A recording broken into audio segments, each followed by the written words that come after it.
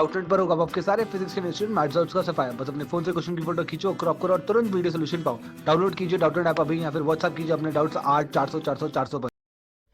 देखिए इस क्वेश्चन में हमें गिवन है कि 1 लीटर आइडियल गैस है जिसका गामा है 1.5 और 300 केल्विन टेम्परेचर है। ये सडनली हम कंप्रेस कर रहे हैं इसे हाफ ऑफ ओरिजिनल वॉल्यूम पे। हमें रेशियो निकालना है किसका, फाइनल प्रेशर का इनिशियल प्रेशर के साथ अपने फर्स्ट पार्ट में। तो हम पहले लिख लेते हैं कि वॉल्यूम क्या गिवन है, हमें गिवन है 1 लीटर और गामा की टेम्परेचर गिवन है हमें 300 केल्विन। ठीक है, ये हमारे को इनिशियली गिवन है। इनिशियली हम V1 मानते हैं, T1 मानते हैं और V2 जो है वो हमें पता है हाफ ऑफ V1 है, मतलब V1/2 है, ये हमें गिवन है। तो इसको और क्या गिवन है, गामा की वैल्यू गिवन है। गामा है हमारे पास 1.5। तो इस क्वेश्चन में हम फर्स्ट पार्ट देखें तो उसके लिए हमें क्या करना है, हमें एड, ये क्या है, find the ratio of final pressure to initial pressure. हम और अब हम इसे हाफ ओरिजिनल वॉल्यूम पे कंप्रेस कर रहे हैं और हम ये काम किस पे कर रहे हैं, ये एडियाबैटिकली कर रहे हैं। और प्रोसेस इज एडियाबैटिक है, मतलब क्यों है एडियाबैटिक, क्योंकि हम सडनली चेंज कर रहे हैं, इसलिए हमें हीट को ट्रांसफ़र करने का टाइम नहीं मिल रहा है। बिकॉज सडन चेंज आ रहा है, हमारा सडन कंप्रेशन है, हमारे को टाइम नहीं मिल रहा है किसको, अपनी हीट को ट्रांसफ़र करवाने का। तो रेशियो क्या होगा, फाइनल प्रेशर का इनिशियल प्रेशर के साथ। हमें पता है कि एडियाबैटिक प्रोसेस का मतलब होता है ये P1 V1 to the power gamma जो है वो P2 V2 to the power gamma के इक्वल होगा। तो यहाँ से P2/P1 आएगा हमारा V1/V2 to the power gamma के इक्वल। V1/V2 क्या है हमारा, V2 है V1/2, यानी ये आ जाएगा हमारा 2 टू द पावर गामा के इक्वल।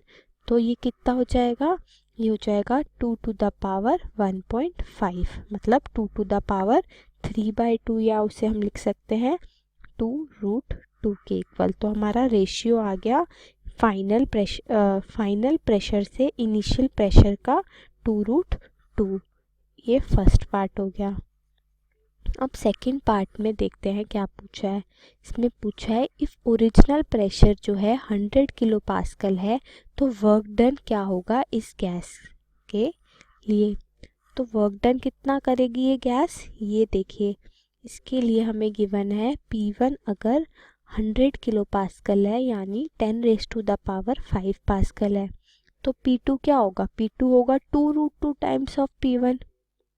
तो ये होगा 2√2 इंटू 10⁻⁵ पास्कल, ये हमारा P2 होगा। तो वर्क डन क्या होता है, वर्क डन होता है हमारा P1 V1 minus P2 V2 upon gamma -1।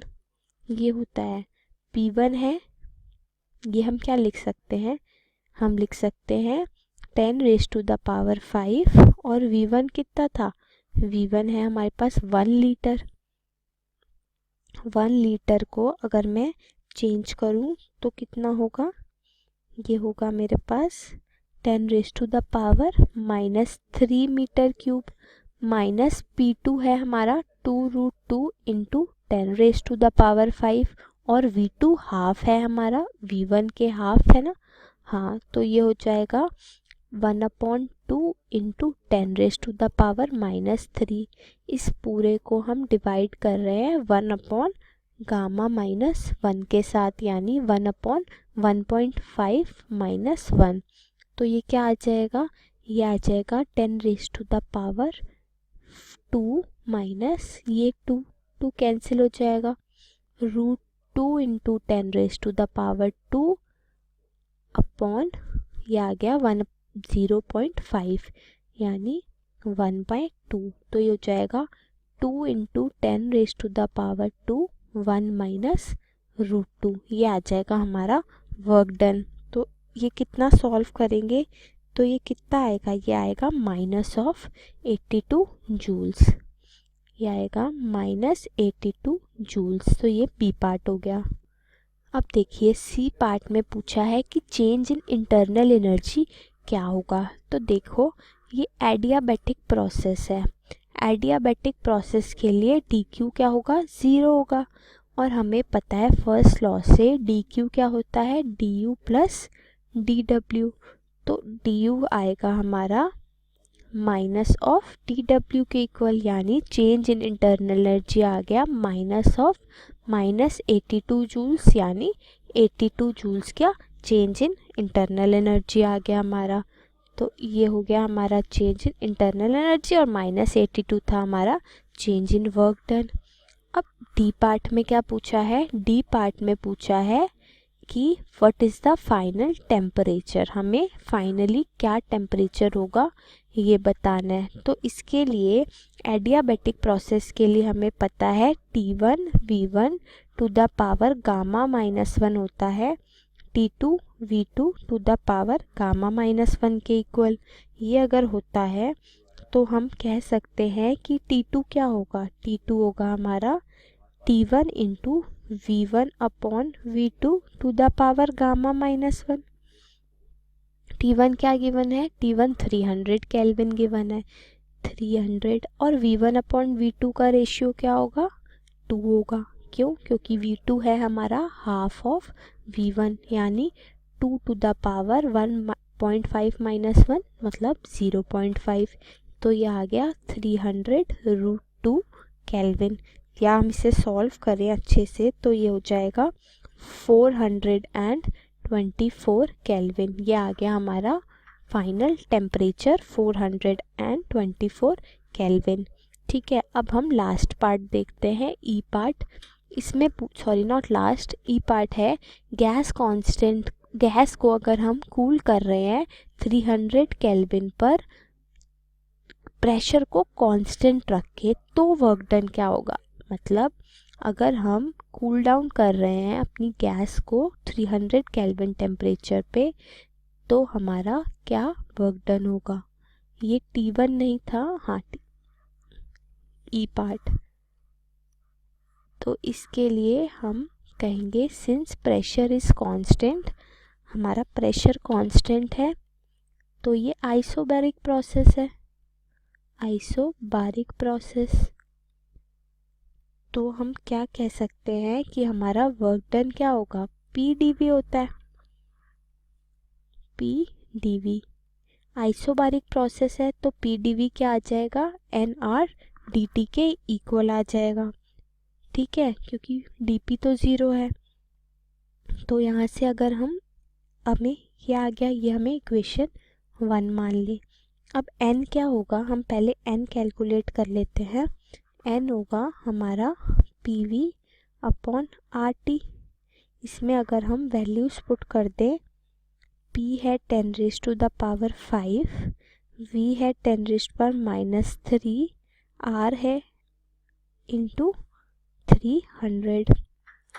तो ये कितना हो गया, ये हो गया 1/3R। ये मेरा n की वैल्यू आ गई 1/3R।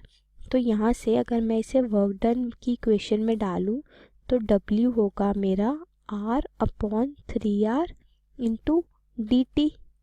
तो ये हो गया मेरा 1/3 ऑफ dt क्या है, 300, फाइनली 300 है। पहले हमने T2 निकाला था इस केस में 424, तो ये हो गया -41.4 जूल्स। ये मेरा वर्क डन आ गया -41.4 जूल्स। ठीक है, अब देखिए हम नेक्स्ट पार्ट देखते हैं। इसमें हमें गैस को अगर हम आइसोथर्मली एक्सपेंड कर रहे हैं अपनी ओरिजिनल वॉल्यूम 1 लीटर तक ले जाने में, तो क्या वर्क डन निकालना है हमें, कितना होगा।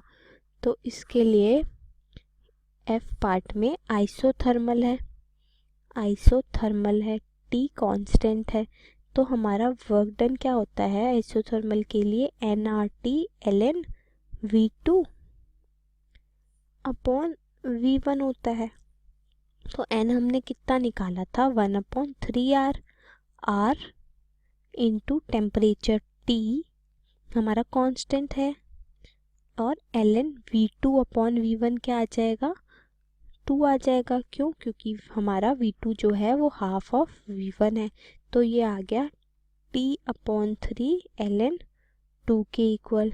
अब टेम्परेचर T क्या है, हमने टेम्परेचर T क्या लिया है, टेम्परेचर है हमारा यहाँ पे 300 केल्विन था टेम्परेचर हमारा, तो ये हो गया 300/3 ln 2 यानी 100 ln 2।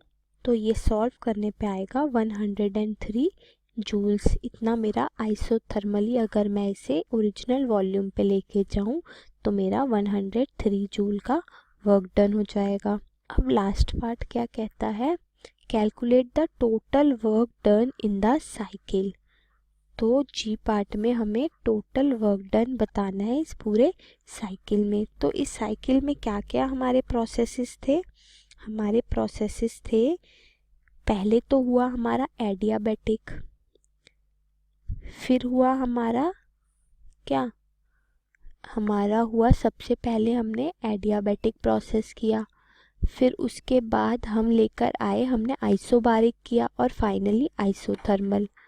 Isobaric plus work done in isothermal, ये हमारा टोटल वर्क डन होगा साइकिल में। तो वर्क डन इन एडियाबैटिक कितना था, एडियाबैटिक में हमने किया था -82 जूल्स, ठीक है, प्लस हमने किया आइसोबारिक में -41.4 जूल्स, और आइसोथर्मल में 103 जूल्स। तो इस पूरे को हम जब सॉल्व करेंगे तो ये आएगा हमारा -20.4 जूल्स। तो इतना हमारा टोटल वर्क हो रहा है। तो ये क्वेश्चन हो गया।